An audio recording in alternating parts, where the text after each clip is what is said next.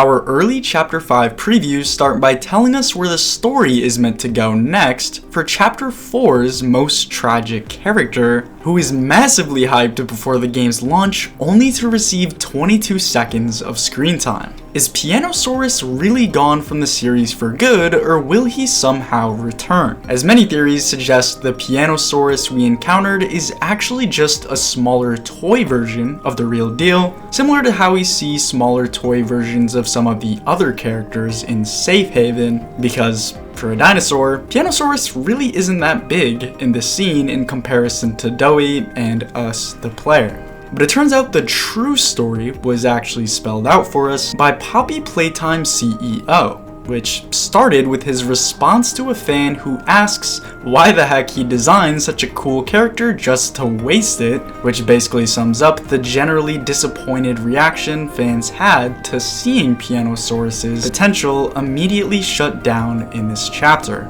To which the CEO actually gives us a pretty interesting response to the situation, asking exactly how he was a waste, following with another statement where he says, I mean, you'd have to ask Seth, but to me, part of it was just for the meme, implying that Pianosaurus was possibly designed as a sort of joke character for the game, obviously not designed to return in future chapters. But we're given more of a confirmation of Pianosaurus's actual fate in Chapter 5 by the main director for Poppy Playtime's previous projects. He starts by telling us that behind the scenes, Pianosaurus's character was essentially the least planned out character before Chapter 4's release, and that it was originally created just to be the random toy taken out in some horrific way just to introduce the main star of the show, Doey.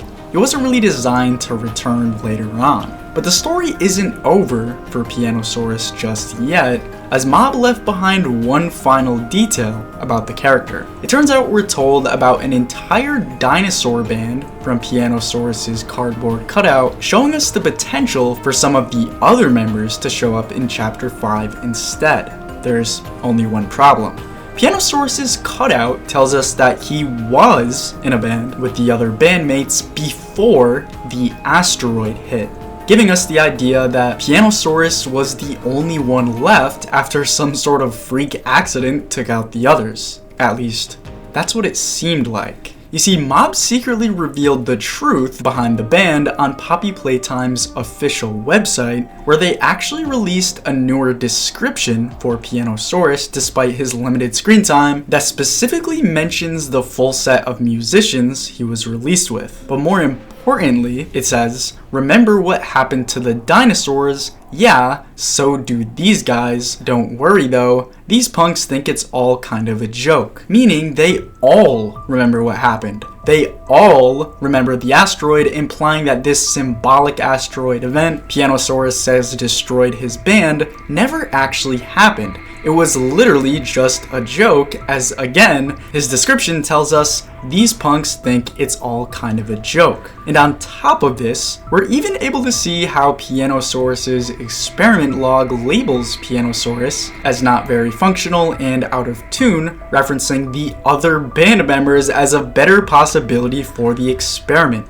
Perhaps one of the others from its line would have presented better music, putting us in a pretty strong direction towards the Dino Band's return in Chapter 5. The previous director of Poppy Playtime even helps confirm this idea by telling us that Mob have essentially added characters later on due to the feedback they get from players. We're able to see that in the case of the Nightmare Critters, Mob was trying to make more of a last-minute addition to the 4th chapter that clearly went along with the massive hype and support the original Smiling Critters received in Chapter 3.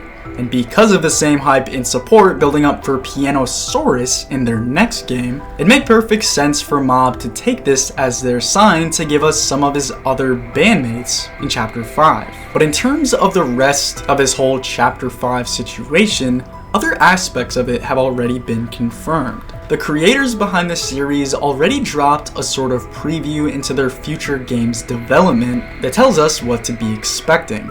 Along with the CEO of Mob's recent confirmation of the next chapter on its way, looking to be even better than the last one, we're also given more of a secret update behind the scenes. It turns out the ex-director of the entire series was recently asked about the future of the franchise from a fan who tried to get more details about the 5th chapter specifically.